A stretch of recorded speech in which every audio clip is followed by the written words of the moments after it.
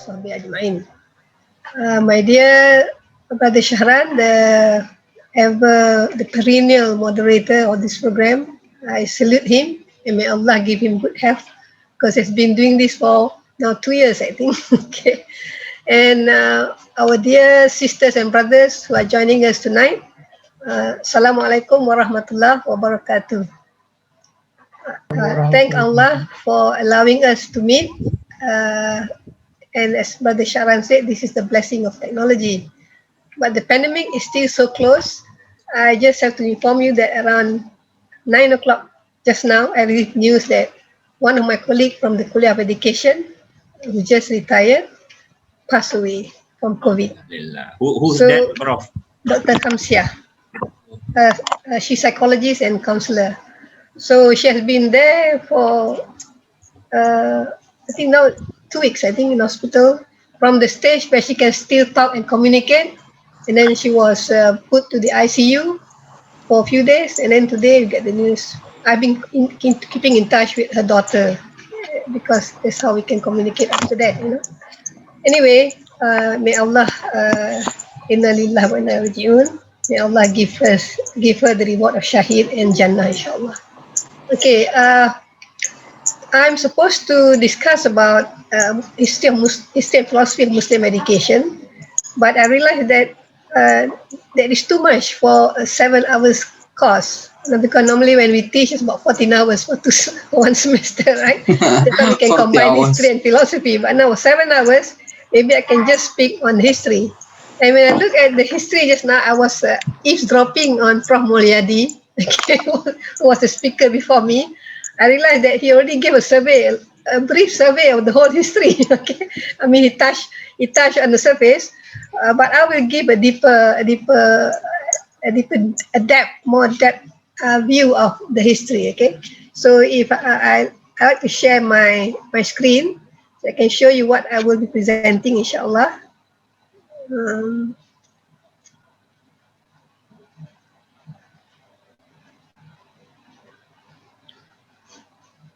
Hope it's clear for you. This is what I intend to do for seven hours. Okay. Our purpose is to examine critically the development of Islamic education, Muslim education, from early Islam to the present day. And as we do that, we like to explain major intellectual and educational milestones throughout the period. And finally, to draw a lesson from it as well as future direction. So to critically examine it, also I would like to consider my class as a discussion group. So I hope to get interaction between yourself and myself. I will learn from you and you can learn from me. Okay, because history is such a wide subject. Okay, and I don't know whether I think most of you know Islamic history. I mean, you have heard of it.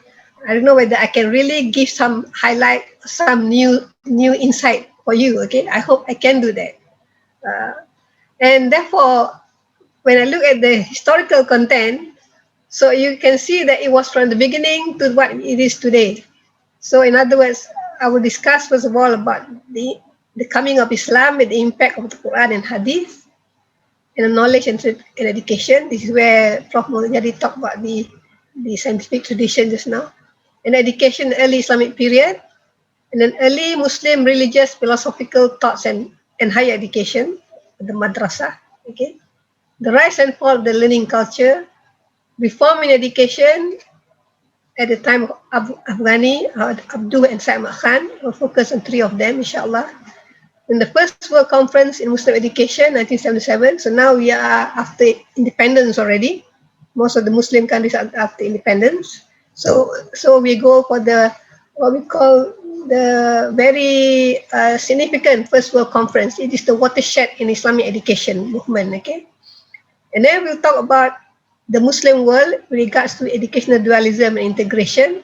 Since I have to anchor myself to a certain context, I will choose Malaysia because we need to place it somewhere historically. It has to be situated. Okay, and then I will talk about Islamization of knowledge and Islamic universities, and then inshallah Islamic education institution in the 21st century. Where are we now and where are we going? So that is basically, I think, 7 weeks. So I don't think I have much slot for philosophy. Philosophy will come, as I need to. Okay, there will be some as I need to. Okay, so this is what I intend to do.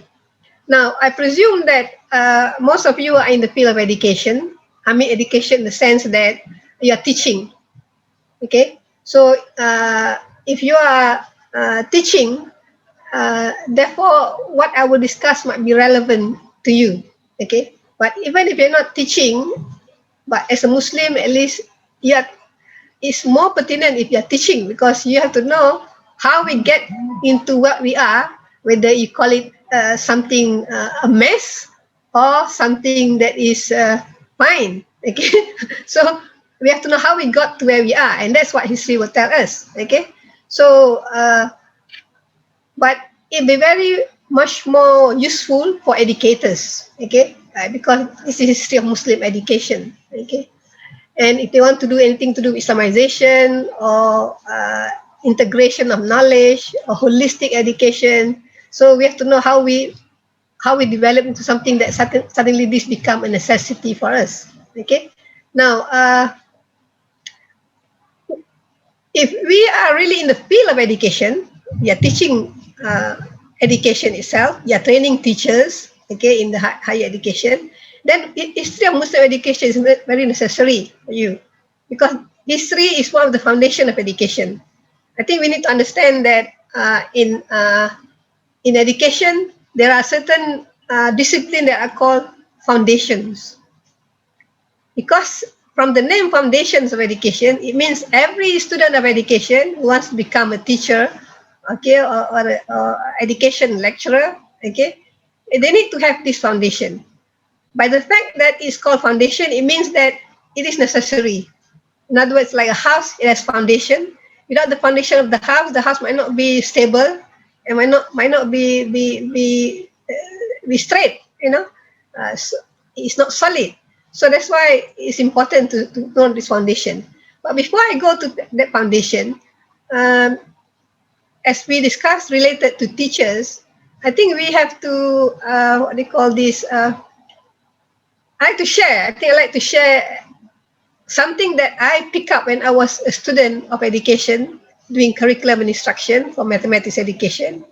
It is in a maths textbook for teachers. Okay, and I got this, and I remember it was by Max Sobel, an American mathematician. It's very easy to remember. It's very pertinent for teachers or educators like me.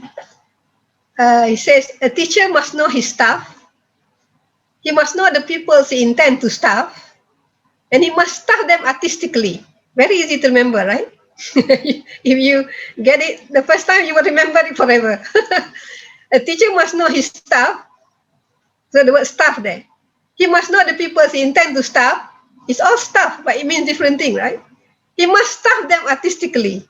So from this poem, or I don't know what you can say, it's a poem maybe, okay? You can see the content of education itself. In other words, there is a teacher, there are the pupils, and then there's something else. Okay, I don't know whether our chat is working, so let me inform you that you can write as I go along. You can write in the chat box. Maybe can someone try writing? Sri Rahayu, can you just tell me, say Assalamualaikum in your chat? It's disabled, Professor. Oh, it's disabled. Disabled, yeah. The chat doesn't work, Prof, tonight. Oh, okay, it's disabled. Last night so I switched it off, but that somehow it doesn't see, come up there. Okay, then disabled. So then But they can speak. Okay, they can speak. Okay. They can unmute themselves individually. Okay. So I guess from this poem you can understand that, first of all, the first line refers to the teacher and his staff. So in other words, it is the content. The teacher must know what he wants to give. He must know his staff. So staff here refers to the content. And then it must know the pupils intend to staff. So here staff doesn't mean content anymore. Staff here means something to be given to the student. So that's why intends to staff the pupils, okay? And then he must staff them. Okay, this staff is the same. He must staff them artistically. So there must be a way of giving the knowledge or the values or the skills, okay? Artistically, that means beautifully, effectively, okay? So when you look at that, you will realize that what is necessary in education, first of all, there must be a core knowledge, a core knowledge that the teacher wants to give. And then he must have some knowledge of psychology to know the pupil. And then start them artistically, refer to the method. That means the teacher must have knowledge of different pedagogies and methods so that he can give it to them artistically. That means effectively. One method for this occasion, another method for another occasion. So when you look at this, you can see that there are foundations in education. The one that the teacher must know his stuff, this is one component. Okay? That is the subject knowledge. The one that says artistically, that is this, pedagogy and instructional tools. The one that says he must know his learner, he must know his learner, he must know his students. Okay? So he must know his students. What do you need to know your student? And your student is a human being.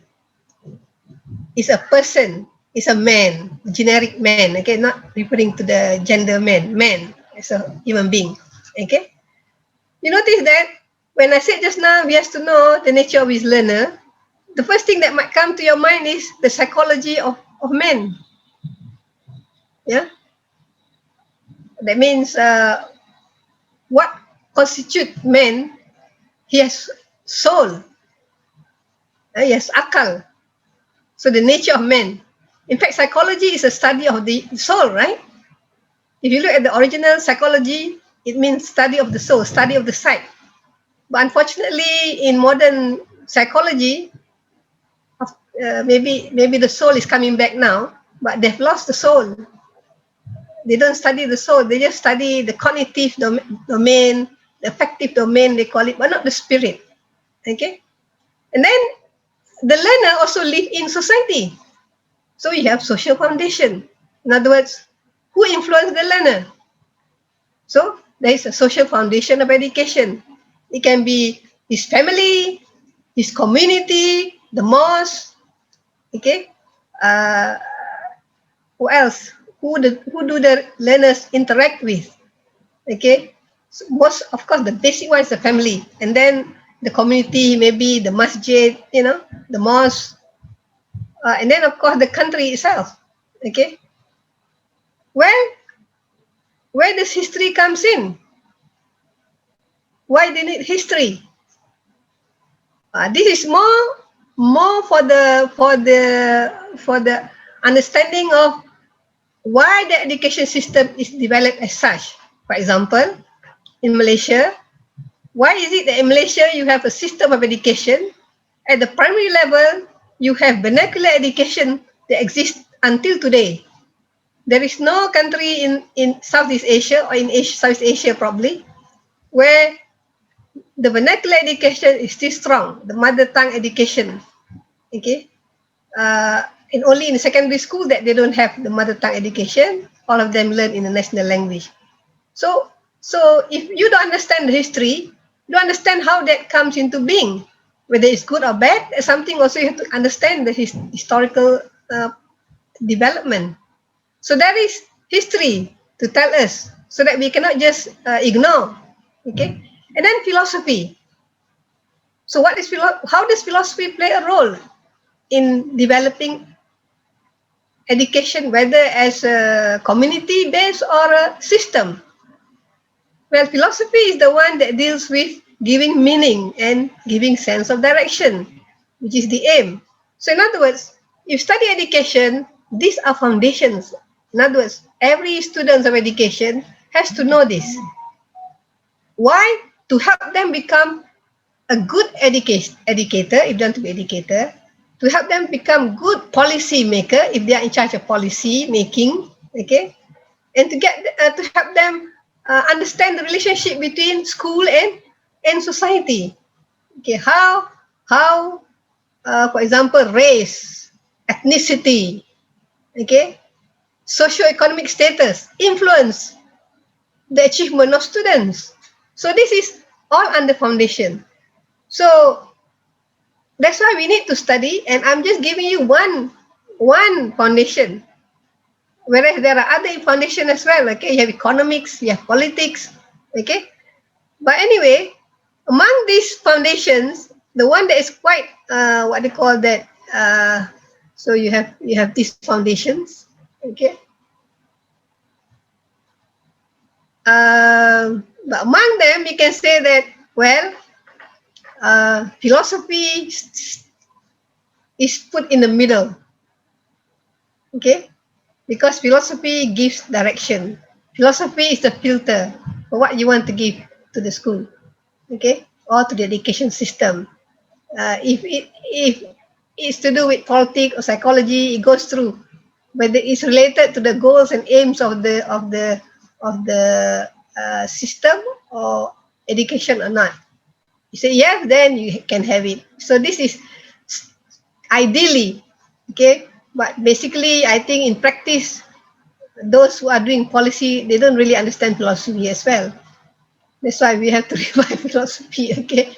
Now, so why do we study history of education? Why teach history for education? Okay, in education.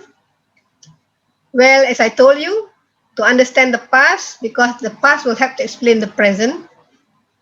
To know the origin or the genesis of something, how it developed. And to get lesson, to draw lesson. This is, I think, very common. To get the iktibar, get lessons for the present.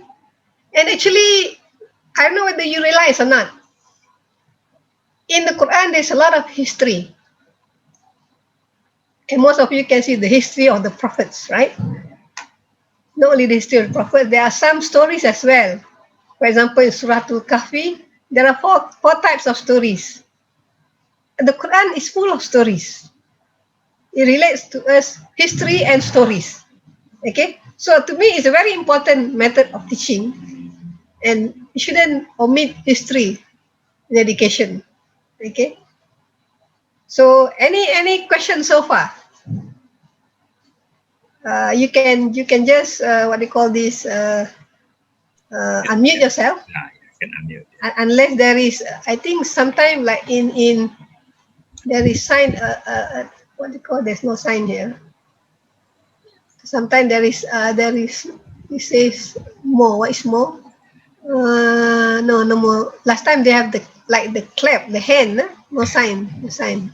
So you have to just, yes, go on. Sorry, if you go to participants and then you click on your name, you can put raise hand.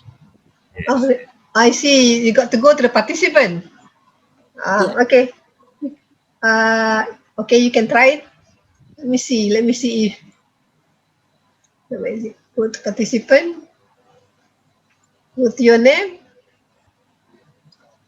I don't see. There is more.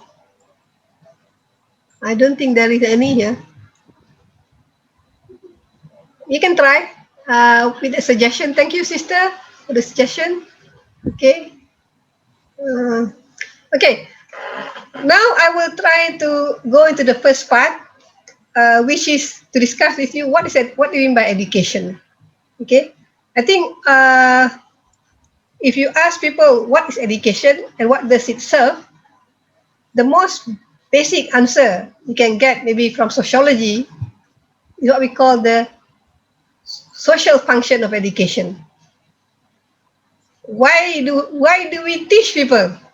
Why do we have schools? Yeah, we said that we want to transmit knowledge from one generation to the next. In other words, I want my future generation to know my values, my the knowledge that I have, to preserve the knowledge, the heritage. So that's why I want to have education that can transfer whatever my generation appreciates and consider important to the next generation. There is a very basic definition or understanding of education. Transmission from one generation to the next. Can someone tell me what is it for in terms of individual? That is for social, okay? If someone said, what's education? What does education mean for the individual? Anyone? Anyone want to unmute and answer? Sister N. Sister N. Oh, okay. Now it's not N. Wafa? Yeah. Okay, So, Wafa. Sorry, N. As education as an individual allows us to grow. Grow. Allow you to grow. How do you grow? How do you manage to grow as an individual? Intellectually, spiritually, I think. I know, but how do you manage to grow? What does education do to you? I mean, what does the teacher do to you?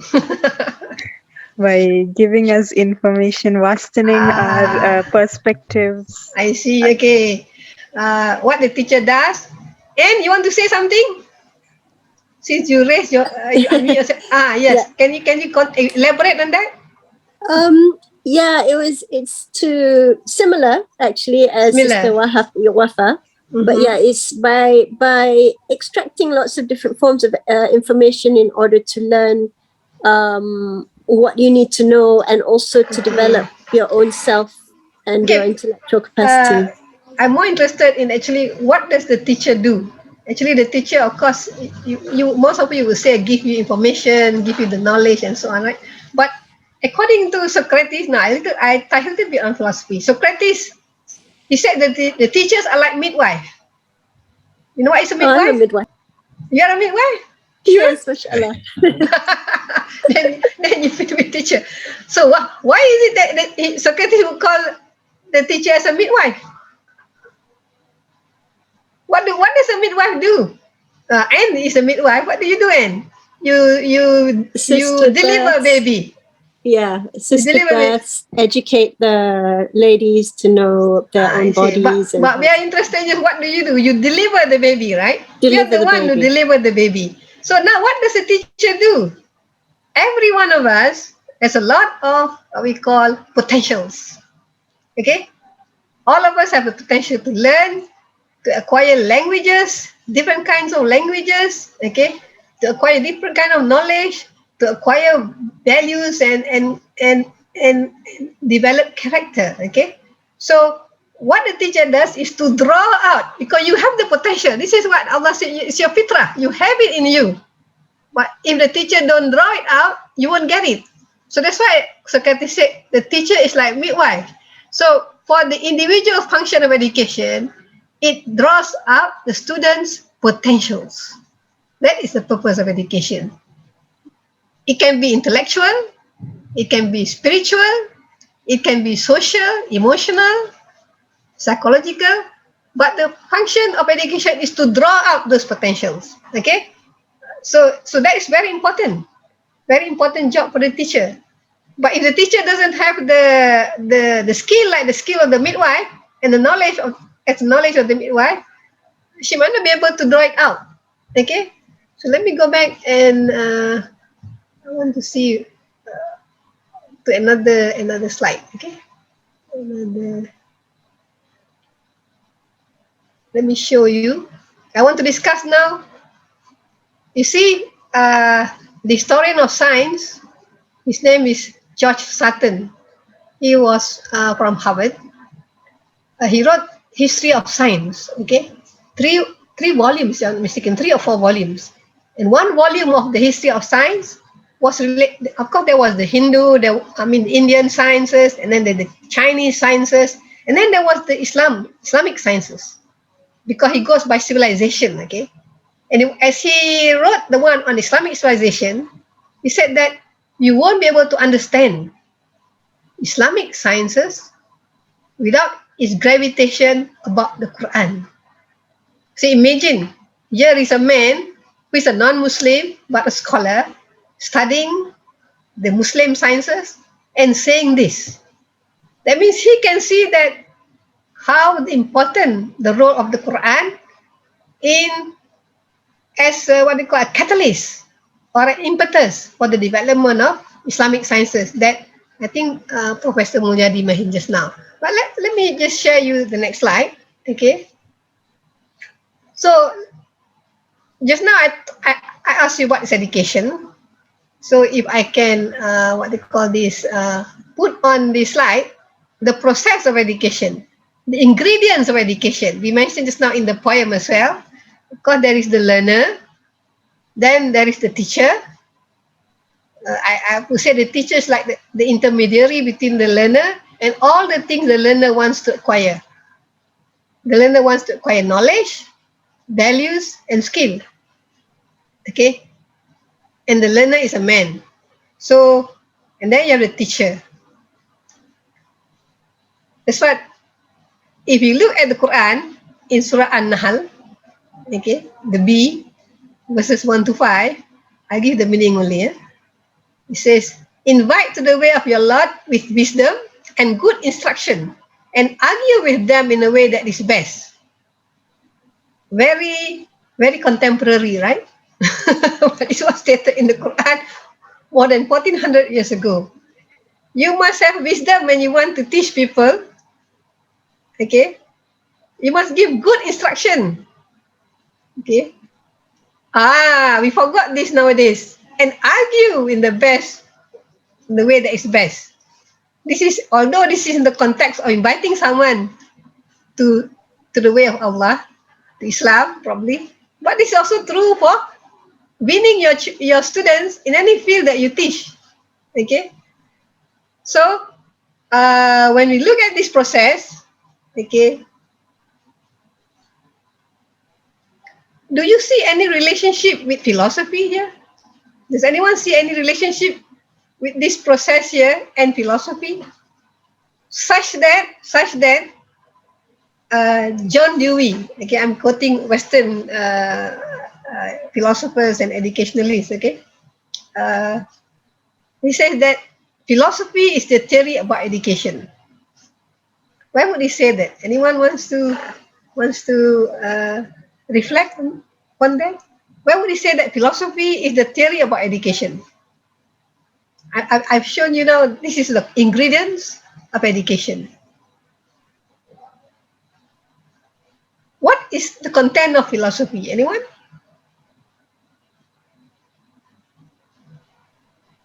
What is the content of philosophy? Naziha, you raise your hand. Can you unmute yourself? Naziha? Yes, madam. The content of philosophy is to give directions, like you said earlier.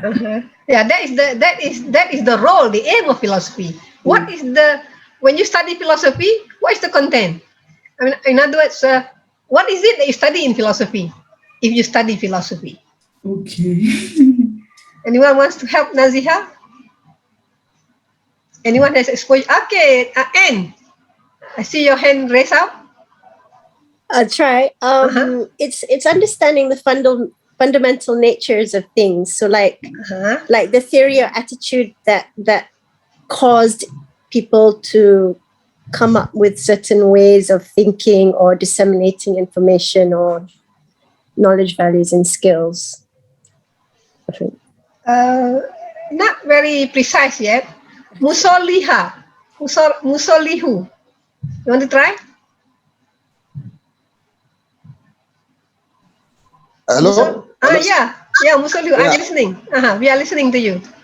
When you study philosophy, philosophy is all about, it teaches you the basic things about human character and human nature. So as a result of that, as a teacher, okay, is that the only component? Human nature and human character? What are the components of philosophy?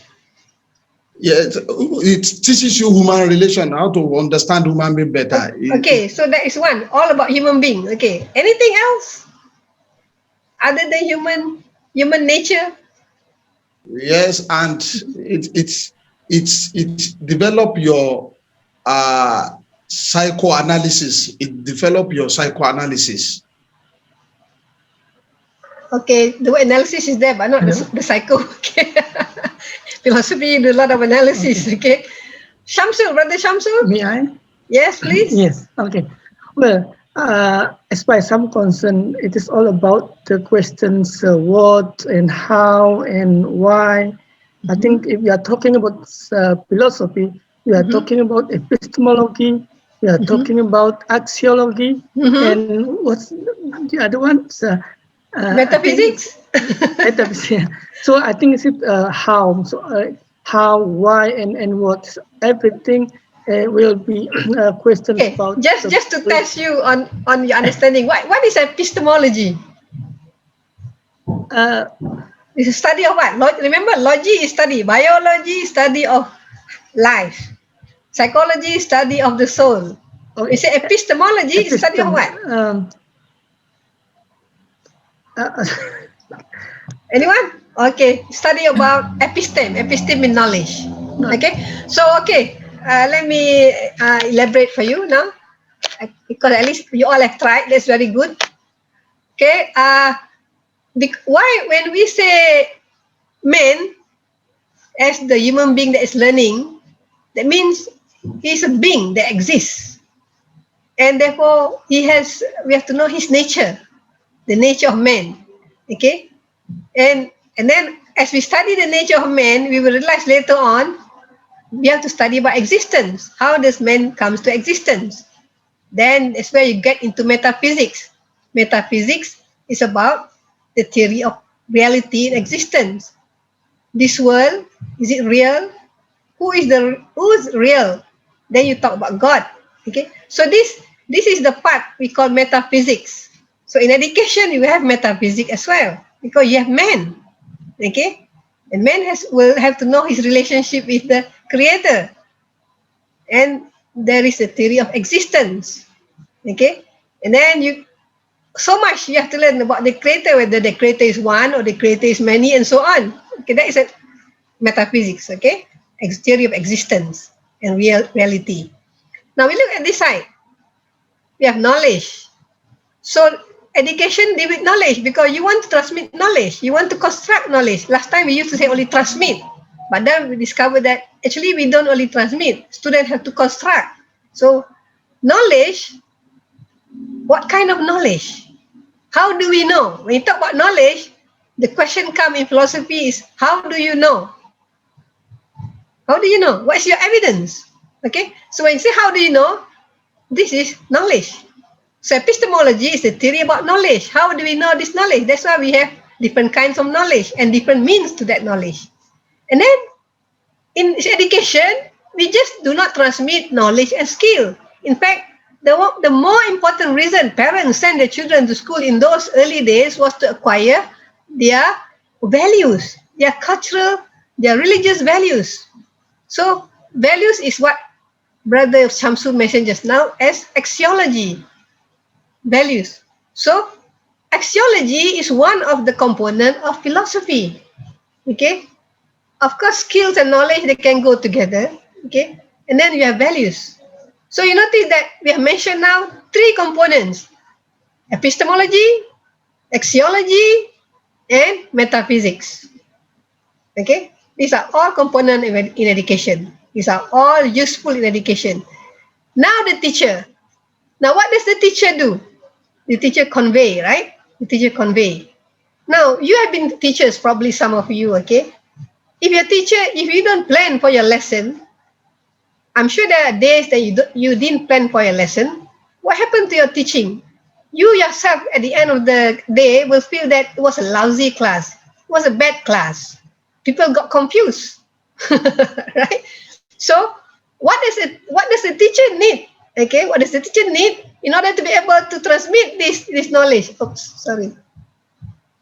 What does the teacher need to be able to transmit that knowledge? The teacher needs to have the pedagogy, the wisdom, the good instruction, the good argument, or teaching like the way I'm doing now, not just giving you a lecture, okay? Getting you involved, getting you engaged, getting you to think, okay? So, the teacher, as you notice here, is involved in all these 3 things. But when it comes to values, the teacher transmit values more by her action or his action rather than his words. You agree with me? When it comes to values, it's not the preaching, but it's the doing, it's the example. Dakwah bil hal more than dakwah bil lisan, right? Many people, they do dakwah by lisan. They just preach and preach and preach, but in the end, no transformation in the students. But if they do it, they are punctual. Okay, they are generous. The student can see that. The student will emulate them.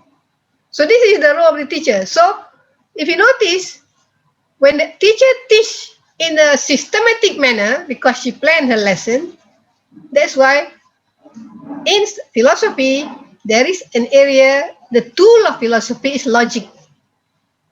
Okay, that means the teacher, if you want to be effective, you must teach in a logical way. So in other words, if you notice the terms that I use, okay, metaphysics, epistemology, axiology, logic, these are the components of philosophy. Okay, so when someone does philosophy, definitely is related to education. So that's why John Dewey says philosophy is a theory about education. And that's why many philosophers, if you read their work, they will be talking about education as well.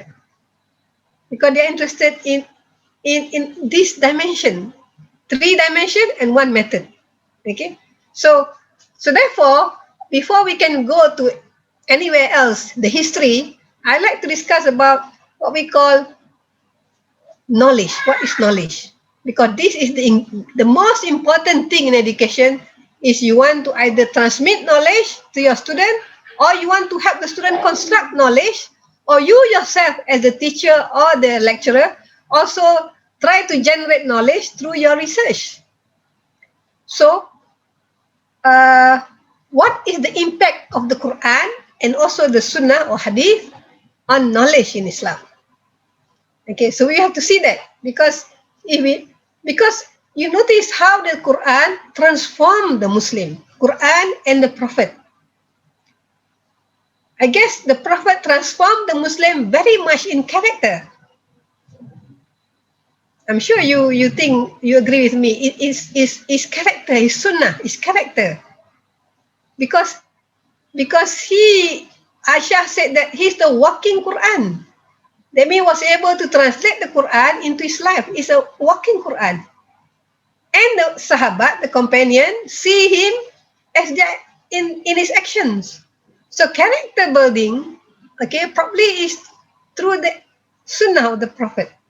Because the Prophet is the manifestation of the Quran. Okay? But how does the Quran impact the Muslim? In character too, probably because the Quran has got lots of ayat on characters, character building. Okay? But what else? Okay, let's look. First of all, the first ayat that was revealed, I'm sure all of you know this first ayat. Yeah? This is the most significant. Iqra. Yeah? Iqra.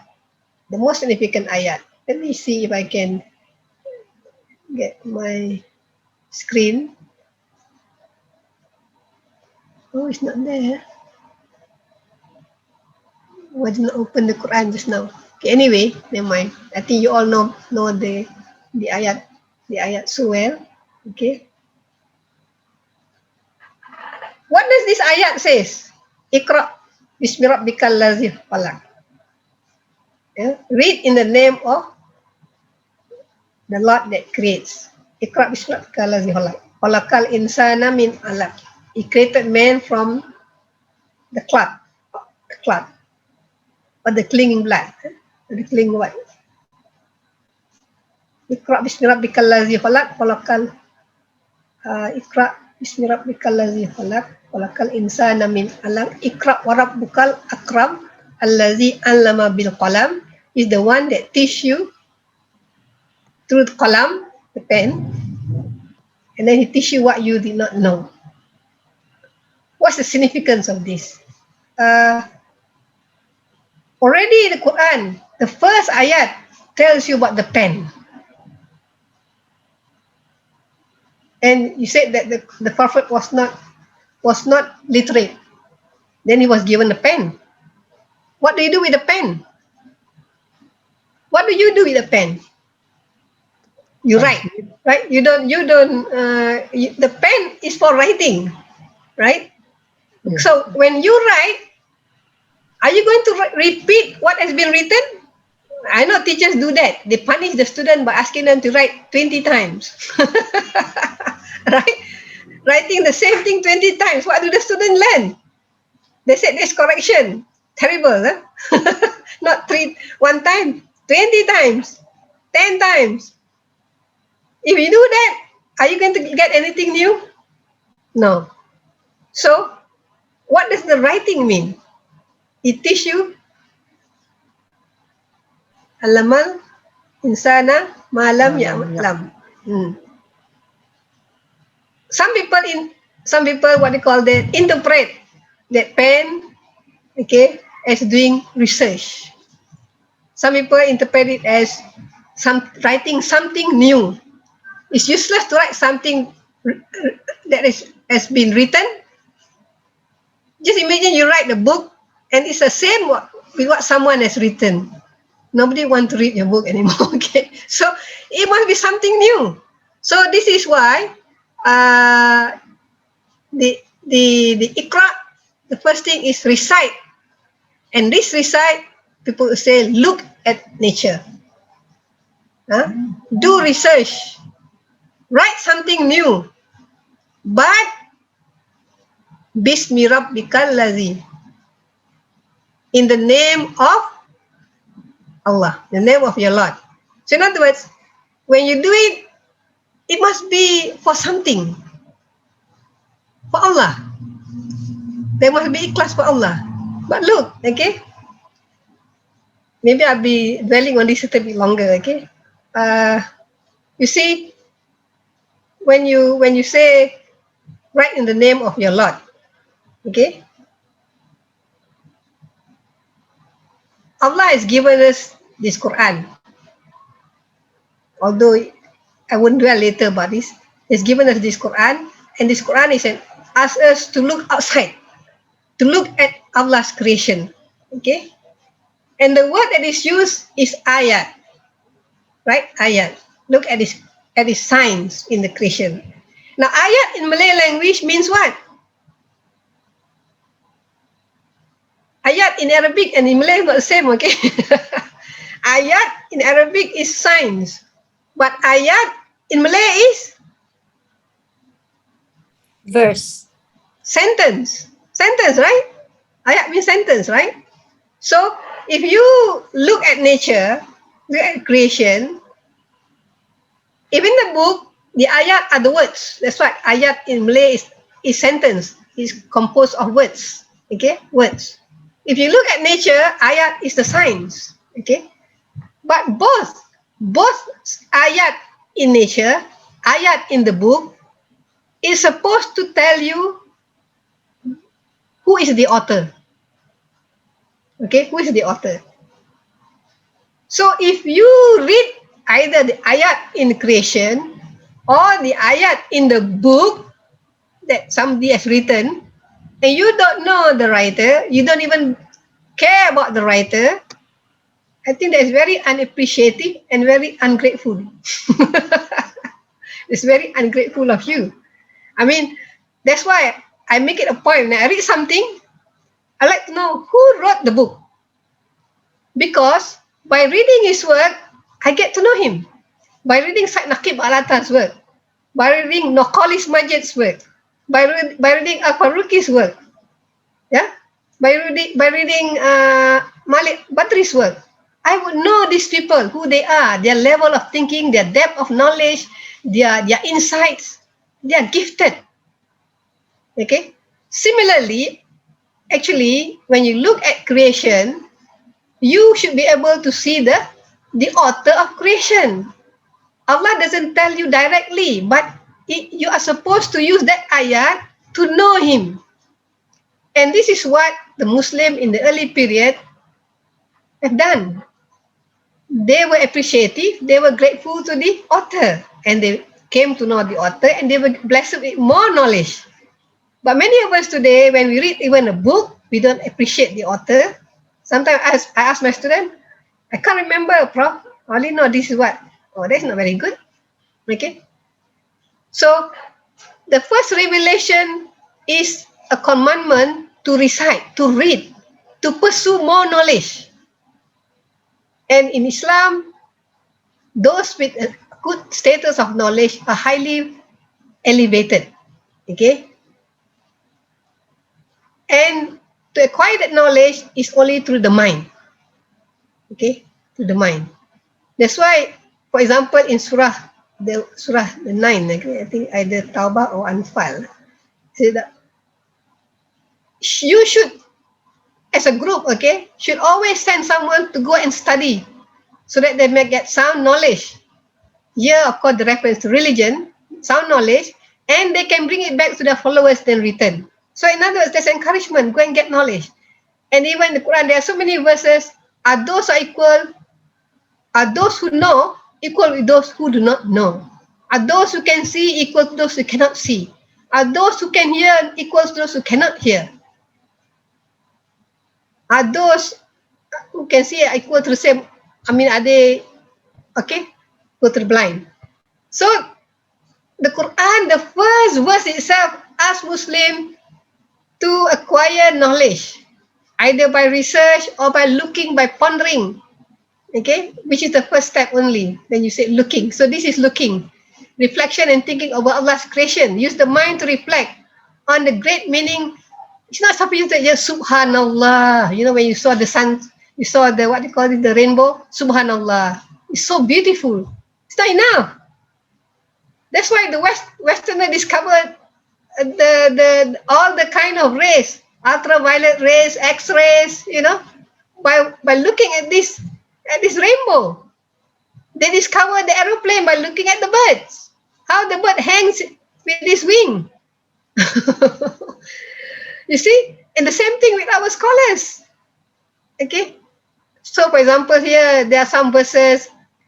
I think you memorize Ghashiyah. Do they not look at the camel, how they are created? The sky, how it is raised. The mountain, how they are erected. And the earth, how it is spread out. So in other words, Allah raised question here. The Quran has lots of questions for us to ponder upon. I mean, I think the more you study the Quran, you know, I'm old already. I've been reading the Quran for you know how many years, as old as I am. At the peak, it's only later that you see the wonder and the beauty of the Quran. In the words itself, it's so beautiful. Although I'm not Arab, but when I look at the English itself, the way it's put in, I only can say that definitely is not man's creation. That's the miracle of the Quran, and that's where you're supposed to reach. Okay, but anyway, you're supposed to be thinking like Nabi Ibrahim thought about God through looking at the stars, the sun, and so on. So the Quran asks us to think. Okay, look, the Quran also asks us to use common sense. See, logical argument. Is he who creates as he who creates not? Will you not then remember? Again, questions. That's why the question play a very important role in the Quran. And that's why in teaching, use a lot of questions, because this will make people ponder and reflect. I try to use this, but this is, you know, we are in this very short time. Okay, if I use this method, my pedagogy, I call it, okay, it's very slow. But I'm not concerned about quantity as much as quality, because the purpose is to provoke and let you think. Okay, otherwise you're just listening. It's not good, isn't it? Okay, so the other thing is you have to remember Allah, because when you remember Allah, it strengthens your faith, and it will inspire your heart with spiritual comfort. Okay, so remember me, I will remember you. Okay, you give, what is this?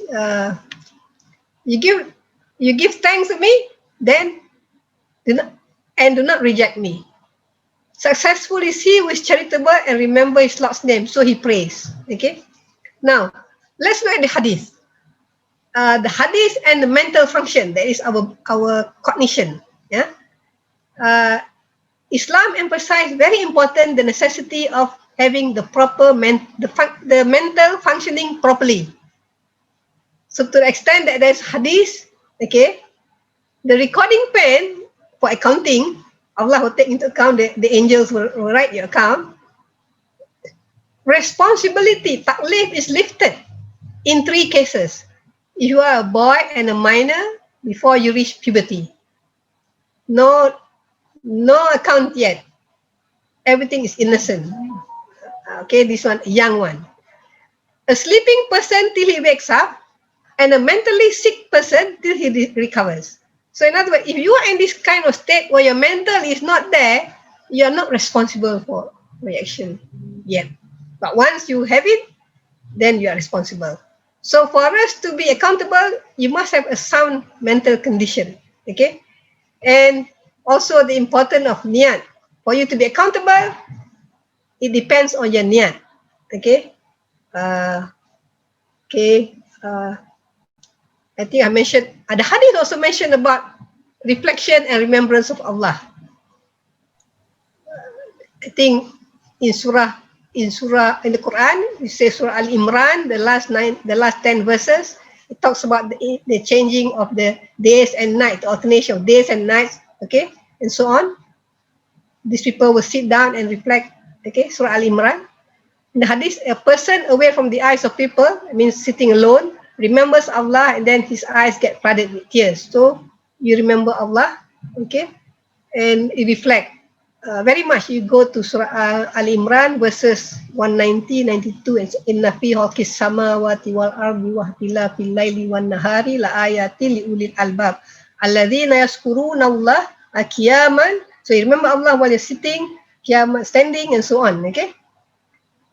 And then hadith also speak of honoring people with knowledge, honoring people who study, honoring those who teach. So the status of the teacher, status of the student is very high in Islam. And that's why the ulama is called the warisatul anbiya, inheritance. So I think, and the aim of the scholar is more than the blood of the shuhada, okay? I'm sure you have heard of all this. So I think I mentioned about the sound condition. Let's look at the Prophet's practice himself. Okay, if I were to summarize the Prophet's practice, okay, what he did was, when he had prisoners of war, to liberate the prisoner of war, they can just ransom themselves by making Muslim children read. That means the Prophet's priority is literacy. Okay, the Prophets appreciate literacy.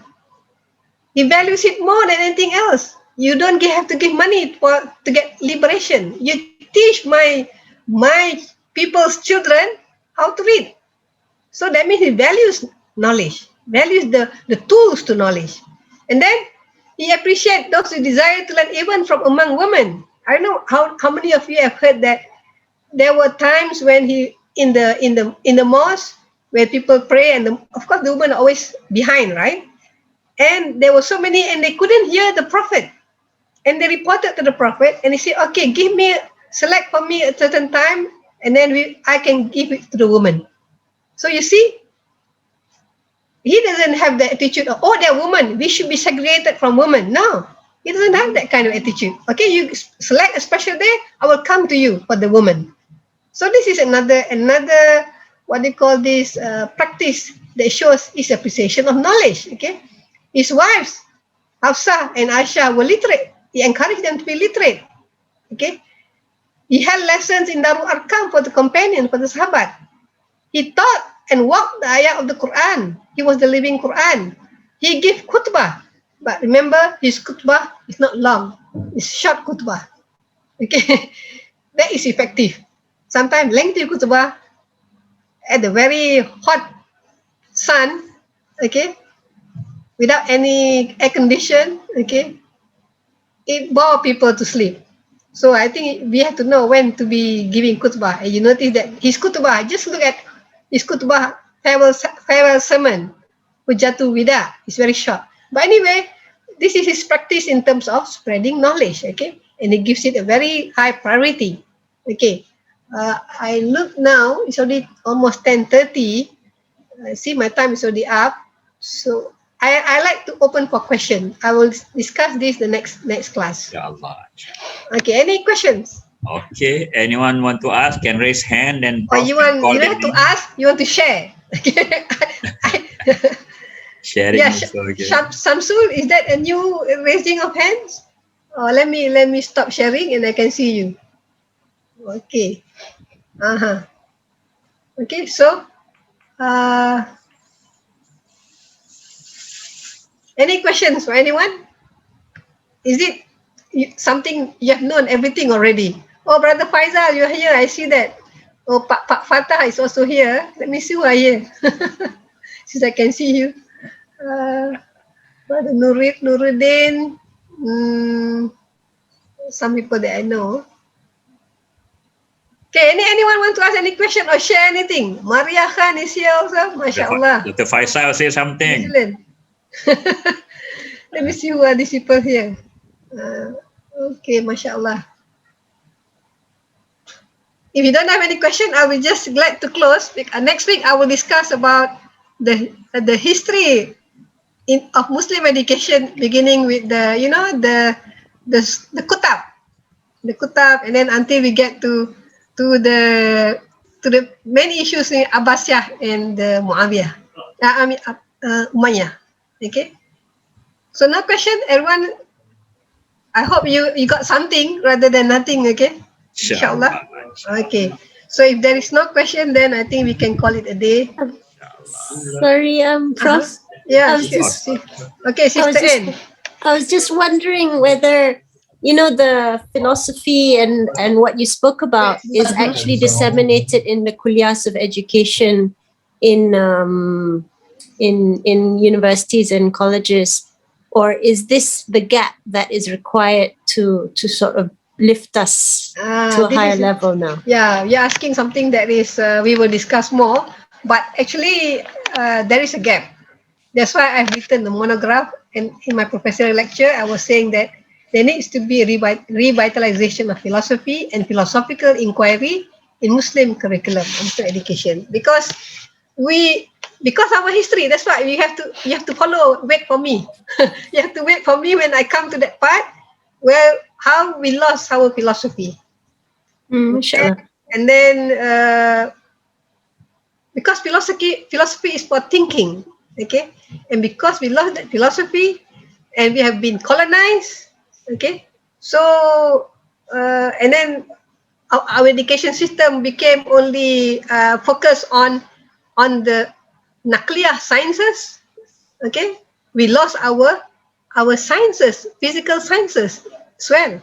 So we lost a lot of the Akliyah sciences. We were focusing only on the Nakliyah sciences. So that's why after independence, after the First World Conference, we talk about integration and also Islamization. But I feel that that's not enough. That's why I was saying that, and I'm still calling, and I have this my pedagogy also, to revive philosophical inquiry. We must have the critical mind, and philosophy can help develop the critical mind, because that critical mind has been missed. And we have the sejarah, we have the history for that, and that's why we need to know our history, Sister Anne. So if you stay longer, then we will come to that. Alhamdulillah, inshallah. Jazakallah khair, and that was. Where are you from, Sister Anne? I've got a diverse background. I'm a Malaysian. Orang sini. I was brought up. My mom set up some schools. She was in education, but I ended up doing midwifery and I'm doing permaculture. But I'm also on the side doing research on this sort of thing, good. Actually. So you are in the scientific field, right? Kind of, in a way, just on my own horticulture. My own learning, mashallah. But I'm looking at education, and I'm actually doing some research on this sort of thing. So I would love to contact you maybe next week if you could provide your contact details. That would be great. Maybe I will give some references, maybe, inshallah. Okay, alhamdulillah. Jazakallah khair. Brother Yusuf, you have your hand raised. Yes. Alaikum, sister. Brother Yusuf first, okay? I can call his name. Yusuf, yes. Assalamualaikum. Waalaikumsalam. I really appreciate for the lecture all presented. That's all. Your comment. MashaAllah, MashaAllah. So I just wanted to ask you for the slides. If I do you have them, please okay. provide us with them. Okay, I will do that. I will PDF it and send it to you, inshallah. Okay? Inshallah, I normally do that after the class. Because you are giving before the class, you don't come to my class. Okay, inshallah. Okay, Brother Saifuddin? You raise your hand, Brother Saifuddin? It's not clear. You have to because you also mentioned about it's breaking, brother. It's not clear. It's breaking, right? Is there anything wrong with the, or maybe it's the internet? Okay, Brother Musolihu, I see your hand raised. Yeah, assalamu alaikum. Salam. Thank you, ma. I really appreciate your lecture. But you know, I'm joining this class from Nigeria. And I just want to solicit that you should please let the slide, that particular slide, get to us in Nigeria. Maybe by sending it onto the platform, so that I'll be able to download it for further discussions. Yeah. Then more so, I want to ask, maybe you should try and include. You mentioned towards the end of your lecture, you mentioned certain verses concerning observation. By looking when you are trying to explain to us how we get knowledge by looking, you come up with the verse of the Quran, the first revealed verse of the Quran, Iqra bismi rabbika alladhi khalaq. Then you mention something like are they comparable, those who knows and those who do not know? Are they comparable, those that think and those that do not think? Please, I would like if you can assist us in coming up with certain verses of the Quran to buttress those points, sir. Those points, ma. Thank you very much. Inshallah. Am I clear? Yes, clear. There's a lot of work if you want me to compile the verses. You know, in this modern day today, if you have access to the internet, I can tell you to which maybe I can show you the one of the site where you can just type the Arabic word, and then you can see all the ayats related to it. The verses relating to that point. Because today it's very easy now. That's why we don't memorize. Okay, even if we memorize, you don't know which surah already. Yes, I memorized, but I don't know which surah. Which surah, right? Yeah. Brother Hassan, I see your hand raised. You have any comment or question? You can unmute yourself. You're from Nigeria too? I've got lots of Nigerian students. They are professors now. Brother Hassan. Okay, maybe you have any questions or any comments? Unmute yourself. Unmute. I can't hear you. Unmute. You're speaking, but I think you have not unmuted. Unmute your microphone. Okay. Assalamualaikum. Waalaikumsalam. Assalamualaikum. Waalaikumsalam warahmatullah. Assalamualaikum. Waalaikumsalam warahmatullah. This brother Alasan. Yes. This Alasan Sanda from Ghana. Oh, Ghana. How are you? From Ghana. Okay. Go ahead. In your Prof. Yes. Assalamualaikum. Waalaikumsalam. Yeah, the fourth time already. I'm counting how many times you want to give me peace. Okay. Okay. In your presentation, you made mention of as a teacher, you must let the learner know his history or her history, then the current, in order to teach the person.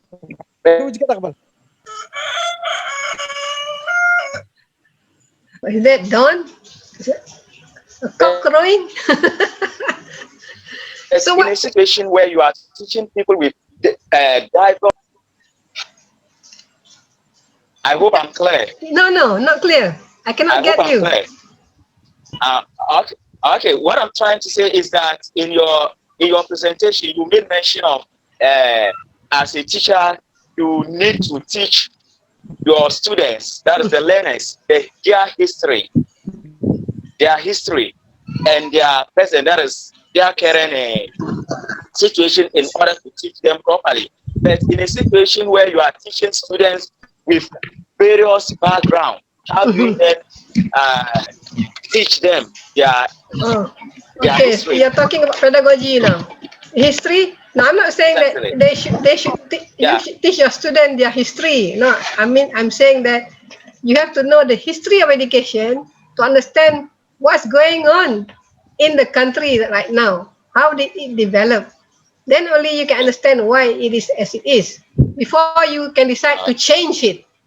Okay? Before you decide to reform or change something, you need to know the historical background. Okay? But for the student, you need to know their background, not their. Just like medical doctor. Okay, medical doctor, before they can in trying to diagnose you, before they can give you a prescription of the medicine, they will ask you a lot of questions about your medical history. Okay. Now for us as teachers, we need to know also their history, not long history. Okay, immediate history. In other words, what are their background like? Then only you have to understand students have differences from high SES to low SES. Okay, so with that differences, you know how to treat them, because people from high SES has a lot more facilities at home for learning, but people from low SES, they might not have all those facilities. So then you need to know, you need to give special attention to these other students than to the other one. Okay, so that's how when you have foundations, you know the learner. You know the learner, and you take effort to know the learner well, so that you can teach him well. That's what I mean by the foundations. Okay, Brother Hassan? Thank you so much. Thank you so much, Prof. Okay, inshallah we'll meet again. Next week, sir. Nur Muhammad, I'm sorry there is no chat for you to write your question. So it's good. There is one way to know you. Because if I just read, I won't know you. But when you speak, at least I know you, where you are from, and so on. Okay? So inshallah we get closer by 7 weeks. Inshallah. And we have many more friends, alhamdulillah. Alhamdulillah. So alhamdulillah. Okay, Brother Sharan. Okay, Prof. Thank you. Thank you, everyone. See you next week. Tomorrow class continue as usual, inshallah. Maybe we end with tasbih kifarah and surah to us. Subhanallah. Bismillahirrahmanirrahim.